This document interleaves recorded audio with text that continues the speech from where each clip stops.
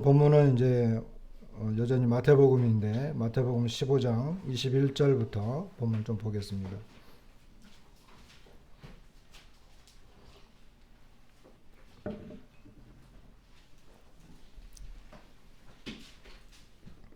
마태복음 15장 21절부터 28절까지만 읽어보겠습니다. 예수께서 거기서 나가사 두로와 시돈 지방으로 들어가시니 가나안 여자 하나가 그 지경에서 나와서 소리질러 이르되 주 다윗의 자손이여 나를 불쌍히 여기소서 내 딸이 흉악하게 귀신 들렸나이다 하되 예수는 한 말씀도 대답하지 아니하시니 제자들이 와서 청하여 말하되 그 여자가 우리 뒤에서 소리를 지르오니 그를 보내소서. 예수께서 대답하여 이르시되 나는 이스라엘 집에 잃어버린 양 외에는 다른 데로 보내심을 받지 아니하였노라 하시니 여자가 와서 예수께 절하며 이르되 주여 저를 도우소서. 대답하여 이르시되 자녀의 떡을 취하여 개들에게 던짐이 마땅하지 아니하니라. 여자가 이르되 주여 올소이다마는 개들도 제 주인의 상에서 떨어지는 부스러기를 먹나이다 하니 이에 예수께서 대답하여 이르시되 여자여 내 믿음이 크도다. 내 소원대로 되리라 하시니 그 때로부터 그의 딸이 나으니라.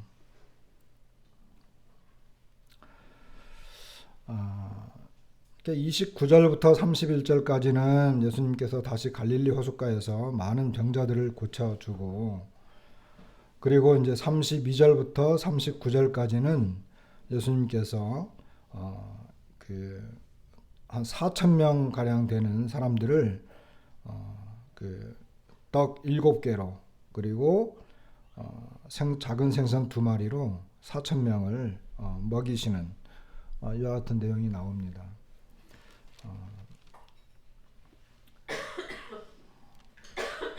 우리가 15장을 보고 있는데 14장과 15장은 좀 유사한 부분이 많이 있어요. 먼저 그 14장의 그 1절에 보면 그 분봉왕 헤롯이 세례 요한을 죽이는 세례 요한을 죽였다라고 하는 것은 예수님에게도 위협적이었거든요. 그래서 그 13절에 예수님이 거기서 이제 떠나시는 장면이 나옵니다. 15장에서 우리는 지난 시간에 그 바리새인과 서기관들 이런 사람들이 예수님의 가르침에 분노했다라고 하는 소식을 듣고 예수님께서 그들의 이 마음이 악한 것을 책망하셨을 때 21절 오늘 본문에 보면 예수님이 거기서 나가셔서 두로와 시돈 지방으로 들어가시는, 거기를 떠나고 두로와 시돈이면은 저쪽 갈릴리보다도 더 훨씬 그 위쪽에 있는 이방 지역이거든요. 그쪽으로 떠나가셨습니다. 14장에는 오병이어의 기적이 나와 있고 14장에는 5,000명이 먹었고 15장에는 4,000명을 먹이시는 이런 놀라운 기적이 나타나는 것을 보게 됩니다.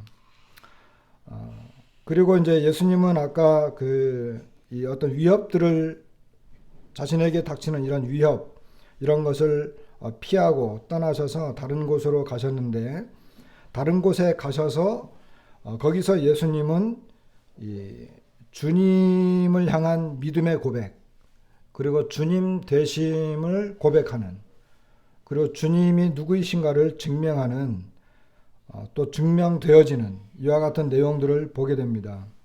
그래서 14장 22절에는 이제 풍랑이 일게 되고 베드로가 물리를 걸어올 때 이제 그 바람을 보고 물리로 이제 물 속으로 빠져 들어갈 때 예수님이 건져 주시죠. 이때 장면을 좀 보게 되면 그 30절에 보시면 14장 30절입니다.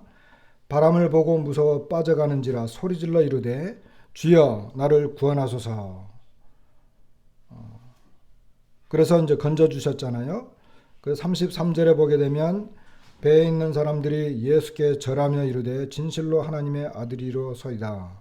이렇게 되어지는 걸 보게 됩니다. 오늘 우리는 그 15장 본문에서 예수님이 자신을 향해서 분노하는 이런 그 종교인들을 떠나서 두로와 시돈 지방으로 가셨죠. 마치 14장에서 주님께서 다른 곳으로 건너가셔서 이제 5천 명을 먹이시고 풍랑 바닷가에서 일어났던 것처럼 예수님께서도 이제 그 두로와 시돈 지방으로 가셔서 가나안 여자를 만나게 됩니다. 좀 전에 읽었지만은 이 가나안 여자가 소리 지르면서 나를 불쌍히 여겨 주십시오. 그리고 저를 도와주십시오. 이렇게 하면서 특별히 25절에 보니까 여자가 예수께 절했다. 그리고 그 22절에도 보면 소리를 지르면서 주 다윗의 자손이여 이렇게 고백하고 있는 장면을 보게 됩니다. 그러니까 그 위협을 떠나서 멀리 가셨을 때 그곳에서 주님은 이적을 행하셨고 그리고 또 위협적인 정치인들이나 종교인들 이런 사람들의 그 지역을 떠나가서 다른 지역에서는 주님이 또 믿음의 고백을 받으시는 이와 같은 장면이 이렇게 그 스크린 이렇게 연상되어지는 스크린처럼 이렇게 보여지는 것을 보게 되고 종종 그런 모습들이 이렇게 나타나는 걸 보게 됩니다. 그래서 이제 또 하나의 특징은 예수님께서 그 믿음의 고백을 받으신 이후에 14장 34절에 보면 게네사렛 땅에 오셔가지고 많은 병자들을 고쳐주십니다. 그리고 15장에서는 그 가나안 여인의 고백 이후에 29절에 보게 되면 갈릴리 호숫가에 오셔서 또 많은 병자들을 고쳐주시는 이런 그 기적이 같이 일어나는 걸 보게 됩니다. 그냥 상황이 비슷한 거죠. 그런 상황이 또 이렇게 반복되어지는 걸 보게 됩니다. 이런 걸 보게 되면 주님은 자신을 대적하고 배척하는 곳에서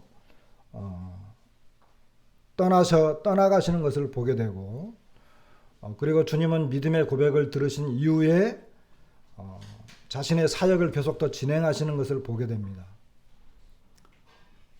다시 말하면 주님은 믿음의 고백 그리고 믿음을 보고 나시고 난 다음에 확인하고 난 다음에는 자신이 이 땅에 오신 그 사역을 계속 진행해 나가고 그리고 그러한 속에서 주님께서는 이 땅에 오신 목적을 계속 이루어 가시는 것을 보게 됩니다.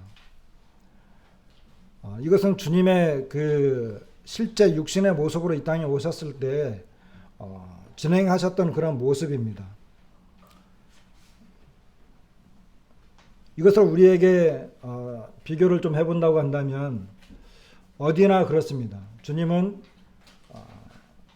자신에 대한 믿음의 고백 그리고 믿음으로 살아가는 무리들 속에서 또는 그 개인들 속에서 그런 믿음의 고백을 들으시고 나서는 주님의 능력과 기적이 나타나는 것을 보게 됩니다. 이것은 개인적으로도 그렇고 교회적으로도 그런다라고 여겨집니다. 개인적으로 주님을 향한 믿음의 고백과 주님에 대한 헌신이 드려졌을 때 주님은 그 믿음의 고백을 듣고 나서 그 사람을 통해서 역사하십니다. 주님은 마찬가지겠죠. 교회도 그 교회가 주님을 향한 믿음과 그 믿음의 삶의 고백을 그리고 헌신을 통해서 드러났을 때 주님은 그 교회를 통해서 또 역사하시는 이런 그 부흥의 역사죠. 쉽게 말하고 우리식으로 표현하면 이와 같은 일이 진행되어지는 것을 우리는 말씀을 통해서 확인할 수 있습니다. 이런 것들이 이렇게 두 장에 걸쳐서 이렇게 반복되어지는 모습을 보면서 그 주님의 마음을 이해할 수 있고 오늘 본문 15장 21절을 조금 더 이렇게 보도록 하겠습니다.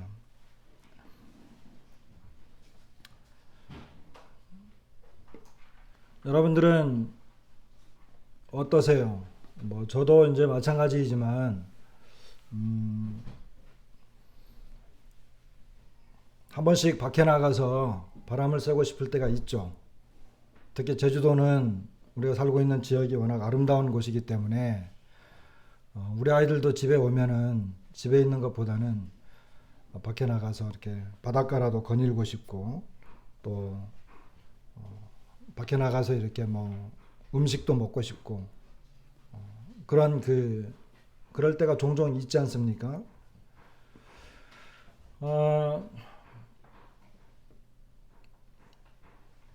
뭐 직장에서 그 시달림을 받거나 시달림이라고 하면 좀 그렇긴 하지만 힘들고 지칠 때에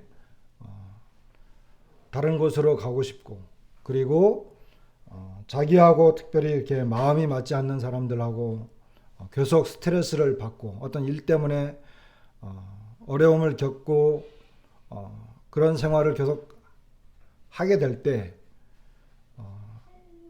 다른 곳으로 가고 싶거나 아니면 마음이 맞는 사람들하고 교제하고 싶거나 아니면 자기를 알아주는 사람을 만나고 싶거나 또는 조용한 곳에 가서 좀 쉬고 싶거나 이와 같은 마음들이 우리들에게 있잖아요.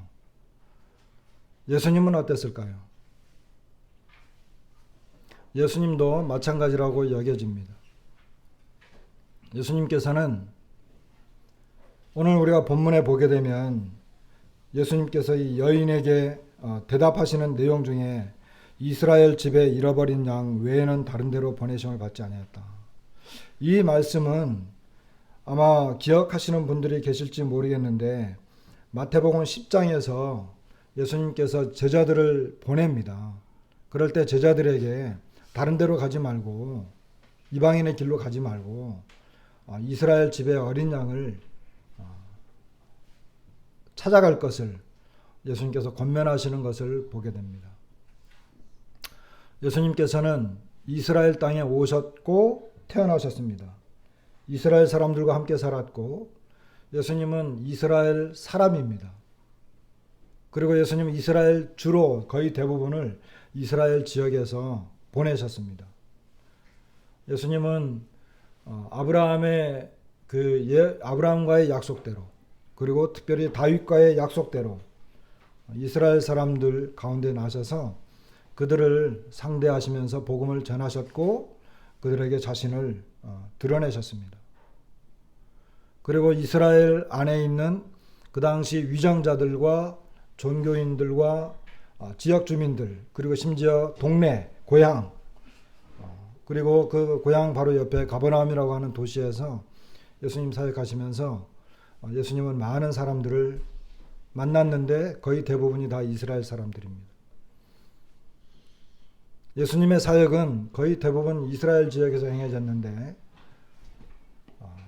불행하게도 예수님께서 자기 땅에 오매 자기 백성이 영접지 아니하였다. 이렇게 기록이 사도 요한 기록을 하였습니다. 그 당시에 분봉왕이었던 헤롯 그리고 많은 종교인들 이런 사람들은 예수님의 가르침과 교훈 그리고 예수님을 따르는 많은 무리들을 보고 그리고 예수님의 능력을 보면서 그들은 예수님을 죽이려고 했습니다. 예수님을 대적했습니다. 그리고 예수님을 반대했고 예수님을 쫓아내려고 했습니다. 예수님은 그런 가운데 있었습니다. 아무리 그들에게 많은 능력과 선한 가르침, 마가복음에는 예수님의 가르침이 다 좋았다라고 이렇게 표현하고 있거든요. 그런데 세례 요한이 왔을 때부터 예수님까지 그 나라의 대표 인물들은 다 예수님을 대적했고 그들은 반대했으며 예수님을 싫어했습니다. 예수님은 그러한 사람들을 떠나실 수밖에 없었습니다. 그리고 예수님은 그와 같은 사람들과 함께 있는 것보다는 예수님은 오히려 조용한 곳을 찾아가셨습니다. 이 본문을 자세히 보면 예수님의 그 마음을 우리가 많이 생각할 수 있습니다. 어떻게 보면 이 가나안 여인의 간절함보다는 예수님의 간절함이 더 컸던 것으로 보여집니다. 아무리 자기의 능력을 나타내고 말씀을 가르치고 그들에게 어떤 이적을 행하며 하나님의 이 예언을 증명했다 할지라도 인정받지 못하는 예수님의 그 상태. 그러나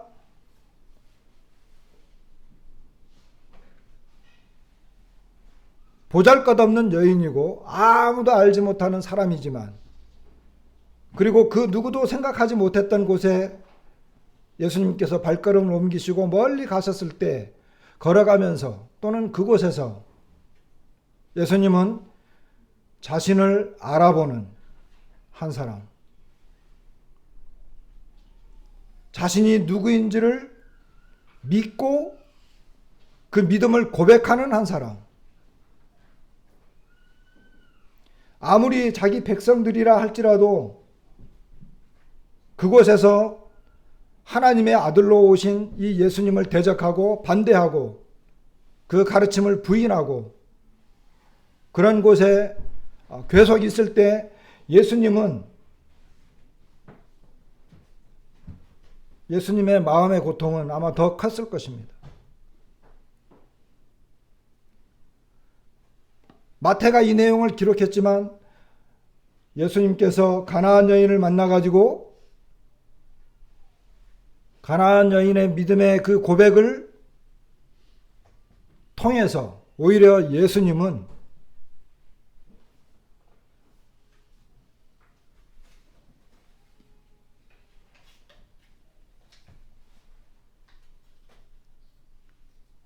자신이 그토록 사랑하고 아끼고 그들을 구원하기 위해서 오셨던 그 이스라엘 사람들에게, 자기를 대적하는 자들이었는데 그 사람들에게 이 참된 믿음이 무엇인지를 보여주고자 하셨던 그와 같은 그 주님의 마음이 더 크지 않았나, 이런 생각을 해보게 되는 것입니다. 예수님께서 두로와 시돈 지역으로 가서 혼자 조용히 계시고 싶었어요. 근데 사람들이 알아본 거예요. 특별히 이 가나안 여인, 수로보니게 여인이죠. 마가복음에는 수로보니게 여인, 헬라인이었습니다. 헬라인.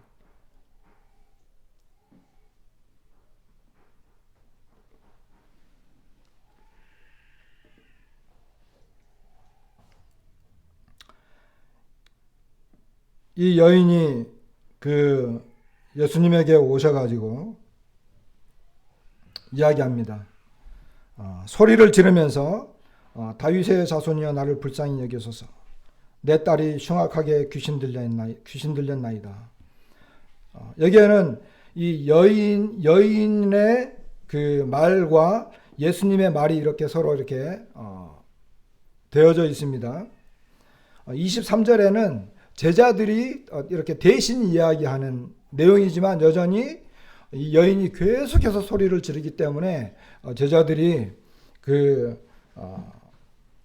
자꾸 이 여인이 소리를 지르니까 그를 보내주십시오. 이렇게 하면서 그 다음에 또 여인이 이야기하고 또 예수님께서 대답하고 하는 이와 같은 내용이 4번에 걸쳐서 진행되어지는 걸 보게 됩니다. 그 내용은 조금씩 이렇게 발전되어져 가는 것처럼도 보입니다.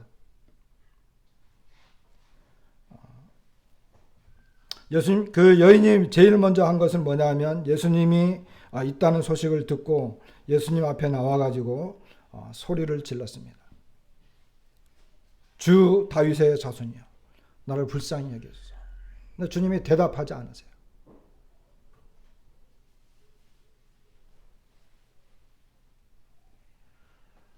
어떤 면에서 예수님께서는 이 여인이 점점 예수님에게 어떠한 태도로 접근할 것인가를 아셨을 거예요, 아마 예수님은.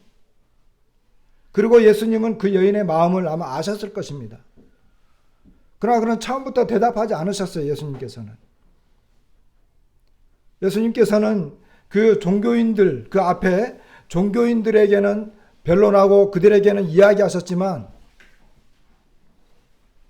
이 여인에게는 그렇게 이야기하지 않으셨습니다.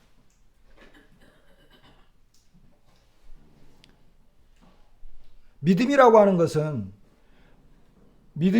것은 내가 예수님을 향해서 간절하게 나아갔을 때, 그분에 대한 부르짖음과 호소가 이런 간절히 부르짖을 때에도 예수님은 끝까지 이렇게 그 여인의 믿음을 보시는 것처럼 우리의 믿음을 확인하기 위한 과정을 어쩌면 예수님은 가지십니다.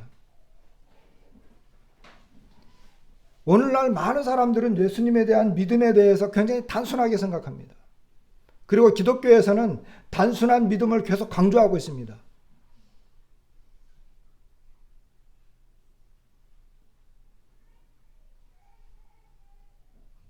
내가 예수님을 믿겠습니다.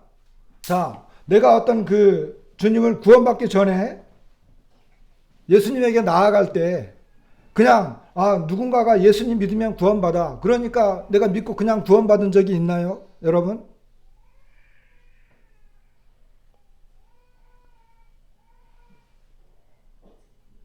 그런 경우는 거의 잘 없어요.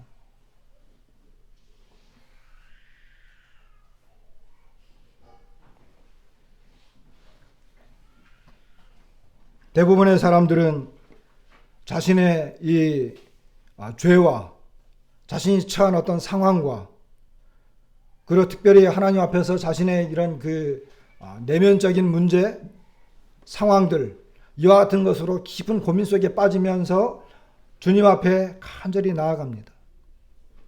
그러나 구원받지 아직 않았어요. 다만 그 고통을 이야기할 뿐입니다. 내 딸이 흉악한 귀신에 들렸습니다. 나를 불쌍히 여겨주십시오. 주님, 제가 구원받지 않으면 안 됩니다. 저를 불쌍히 여겨주십시오. 저는 사탄에게 매인바 되었고 지금 죽으면 지옥 갑니다. 저는 제가 죄인인 것을 잘 압니다. 이런 주님과 나와의 어떤 간절함과 심각한 내면의 문제들이 계속해서 일어나는 것이 오래 갑니다.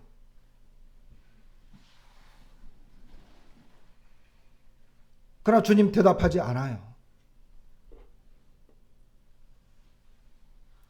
저 개인도 마찬가지예요. 개인의 문제도. 저도 주님 앞에 간절히 나아갔고 내가 이대로 죽으면 나는 이 죄의 문제, 예수님이 십자가에서 나를 위해서 죽으신 것도 알지만 그러나 여전히 내 속에 죄가 있다라고 하는 것을 알고 있었어요. 이 죄 문제가 완전히 사라진 것을 아직 경험하지 못한 거예요. 아직 주님으로부터 어떤 확실한 응답이 아직 잡히지 않은 거예요. 여전히 내 속에서는 고통과 아픔이 있고 죄로 말미암아 극심하게 힘든 이런 과정. 그래서 주님 앞에 주님 저를 구원해 주십시오. 불쌍히 여겨 주십시오.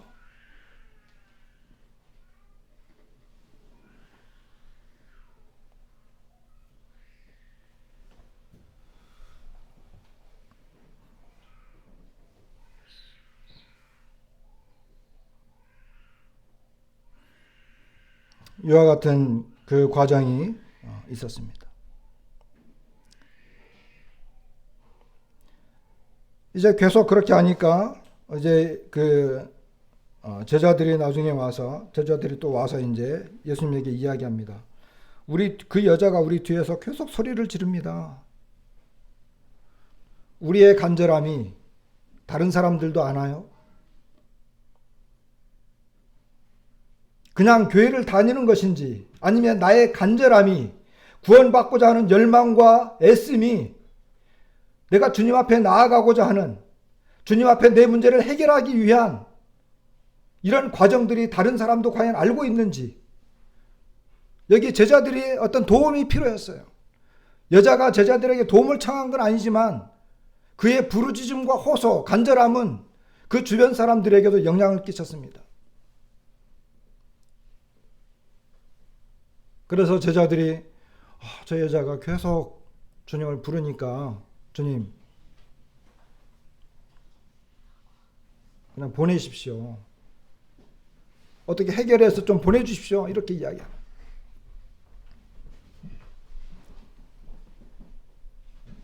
자, 첫 번째는 여인의 그 간절함과 이 불쌍히 여겨달라고 하는 것에 대해서 예수님은 일단 잠잠했습니다. 그 부르짖음과 간절함은 또 다른 사람들에게 영향을 끼쳤고 그 사람들이 이제는 대신해서 예수님에게 이야기할 때 예수님이 비로소 이야기합니다. 나는 이스라엘 집에 잃어버린 양 외에는 다른 데로 보내심을 받지 않았다.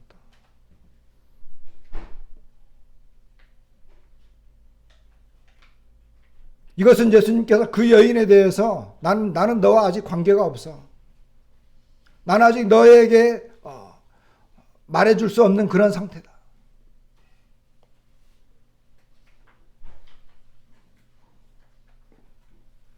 우리는 철저하게 깨달을 때 내가 과연 주님 앞에 구원받을 수 있는 자인가? 내가 예수님께 택함받은 자인가? 예수님이 정말 나를 구원해 주실 수 있는가? 주님이 정말 나를 버리실 것입니까? 주님 정말 저는 구원받기로 택함을 받은 사람입니까? 저는 구원받을 수 없습니까? 주님 저를 외면하실 것입니까?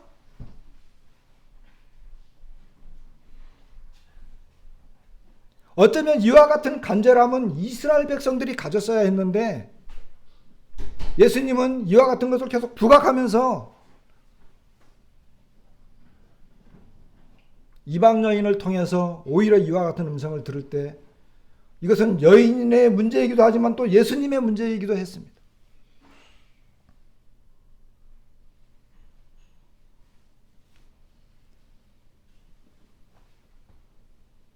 여인의 간절함보다는 예수님의 간절함이 어쩌면 더 컸을 수도 있죠.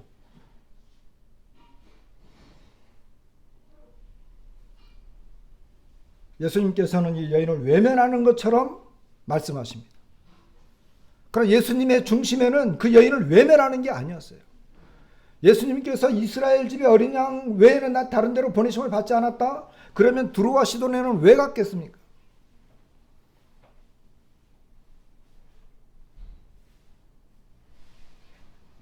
사람들이 왜 구원받지 못하느냐? 첫 번째로는 간절함이 없어요.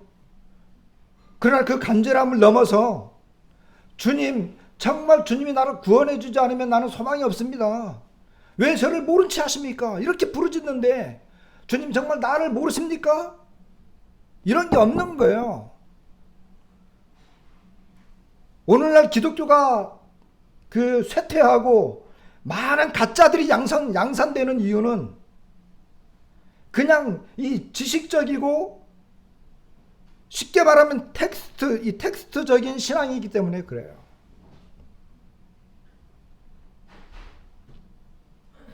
그냥 글자를 보고 글자를 아는 신앙이에요. 그러니까 거기서 벗어나질 못해.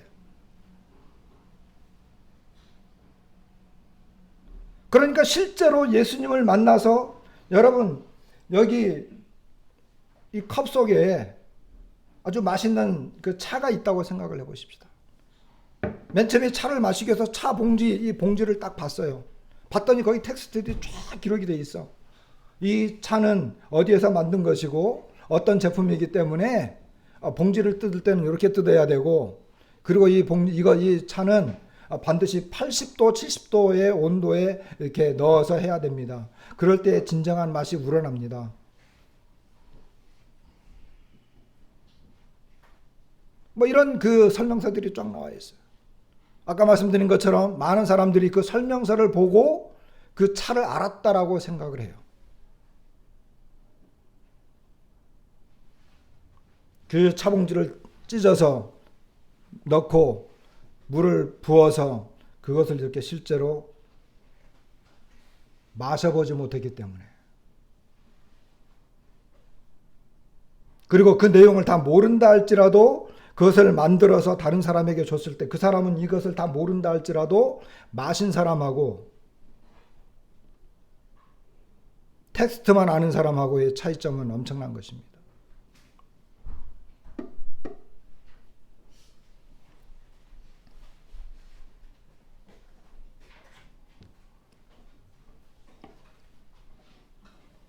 여자가 드디어 예수님께로 왔습니다. 여자가 할 수 있는 말은 예수님에게 절하면서 주여 저를 도우소서라고 하는 말밖에 없었습니다.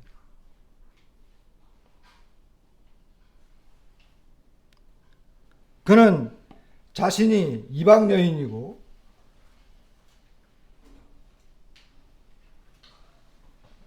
주님이 도와주지 않으면, 주님이 자기를 구원해 주지 않으면 자기는 구원받을 수 없다라고 하는 것을 그는 인정을 했고, 정말로 여기 예수님께 절했다라고 하는 것은 예수님을 경배했다라고 하는 것입니다.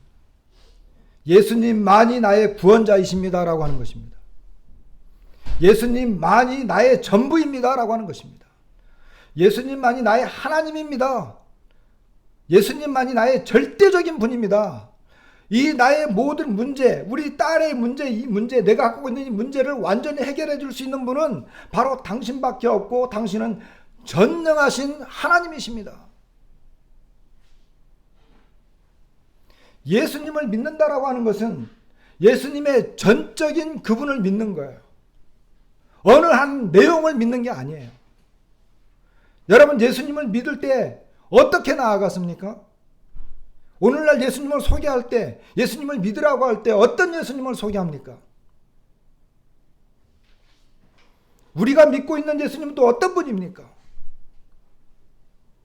예수님께 절을 했다라고 하는 것은 완전히 그분 앞에 그분의 모든 권위와 능력, 그분의 신분, 이 모든 것 앞에 내가 완전히 굴복했다라고 하는 것입니다. 여러분은 어떻게, 예수님을 어떻게 생각하세요? 예수님, 어떤 예수님을 믿고 싶은 거예요? 내가 알고 있고 믿고 있는 예수님은 또 어떤 분이에요? 그냥 적당히 내 필요를 도와주고 내 건강을 좀 이렇게 회복시켜 줄 수 있고, 내가 죽으면 지옥 가니까 그냥 건져줘서 이렇게 지옥에 안 가도록 해주시는 그런 분, 또 어떤 내 심령에 어떤 평안함을 주시는 그런 분. 여러분, 16장에 가면요, 이 바리새인과 사두개인들이 표적을 구해요. 예수님께서 지난번에 말씀드린 것처럼 악하고 음란한 세대라고 그랬어요. 악하고 음란하다. 음란한 게 뭐예요? 이것은 하나님 외에 다른 것을 사랑할 때 음란이라고 하는 게 나와요.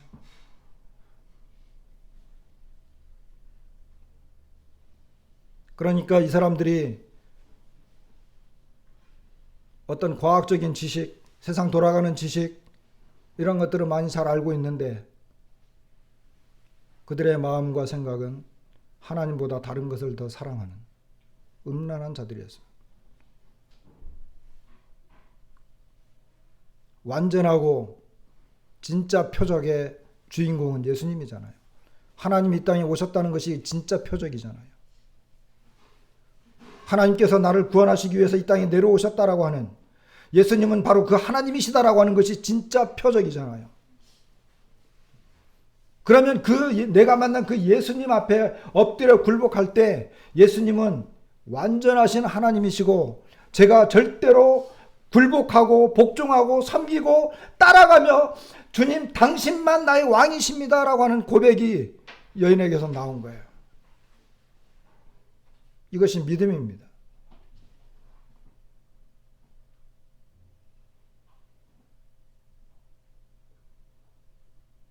그런데 예수님은 한 발 더 나가요. 한 발 더 나가요. 뭐라 그랬어요? 자녀의 떡을 취해서 개들에게 던지니 마땅하지 않아.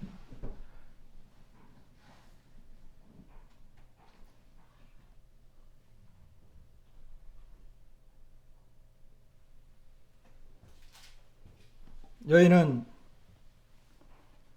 주님 앞에 완전히 굴복하고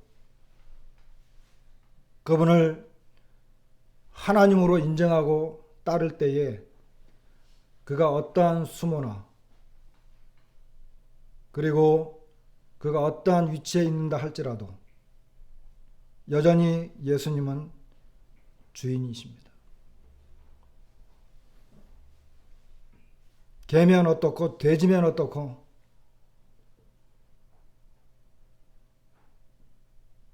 무엇이면 어떻습니까? 그러나 내가 어떠한 상태에 있는 자라 할지라도 나의 주인은 바로 당신입니다. 여기까지 나와야 했습니다. 이것은 예수님을 향한 그냥 믿음의 고백 정도로 끝나는 게 아니라 주인이 완전히 바뀌고 내가 주인 되시는, 나의 주인 되시는 바로 당신을 제가 섬기겠습니다. 많은 사람들이 예수님을 향해서 부르짖으면 로마서에 있는 말씀처럼 예수 그리스도를 부르짖기만 하면, 그냥 이 음성으로 부르짖기만 하면, 텍스트를 따라서 읽기만 하면 구원받는 줄 알아요. 예수님 대답하지 않으세요. 맨 처음에 그랬어요. 이 여인과의 대화 속에서. 그럴 경우 대답하지 않아요. 대답하지도 않았는데 구원받았다는 거야.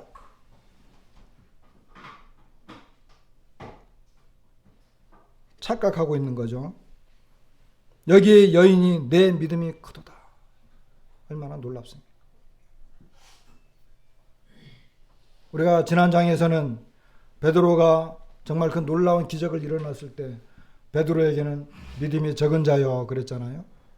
그러니까 여기서는 주님께서 이 가나안 여인에게 내 믿음이 크도다 이렇게 이야기하는 걸 보게 됩니다. 내 소원대로 되리라. 우리는 우리 신앙의 소원이 있을 것입니다. 그것이 사람마다 다르고 처한 환경마다 다르고 개인마다 다를 것입니다. 그러나 그 소원대로 이루어질 때까지 이 4단계의 과정 속에서 주님은 우리의 믿음을 끝까지 주목하고 있습니다. 어디까지 오는지. 아무런 응답이 없다고 한다면 여전히 나는 그냥 소리만 지르고 있어요.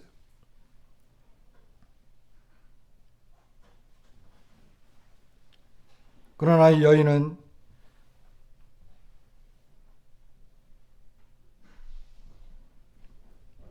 주님 앞에 주님의 어떠하심에 대하여 완전히 그가 굴복하고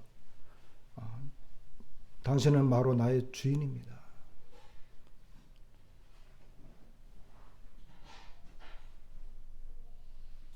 주인이기 때문에 진짜 좋은 주인이라면 어떻게 하겠어요? 자기의 종, 이 불쌍한 여인을 사랑하고 그의 소원을 들어주지 않겠어요?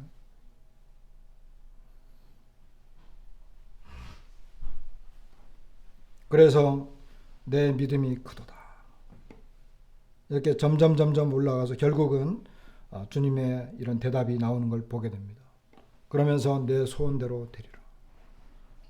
그 즉시 효과가 나타났어요.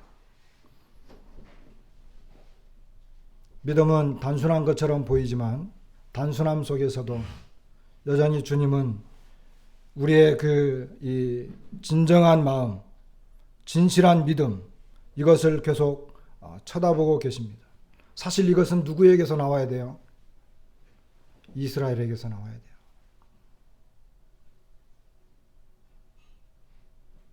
근데 주님은 오히려 이스라엘을 떠나고 오히려 이스라엘 백성들, 내 자녀 이런 표현들은 오히려 이스라엘을 도전하는 말씀이에요. 그들은 그렇지 못했다. 그런데 너는 그렇게 하는구나. 너야말로 진정한 이스라엘이고 너야말로 진정한 나의 자녀야. 너야말로 내가 정말로 너를 아끼고 사랑하고 내 소원을 들어주는 너의 주인이야. 지금 이것을 보여주는 거예요.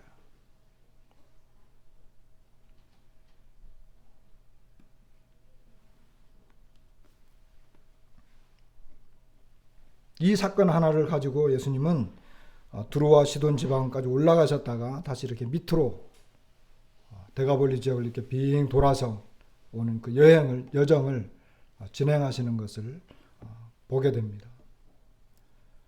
주님은 믿음의 사람, 진정한 믿음의 고백을 하는 사람을 지금도 찾고 계십니다.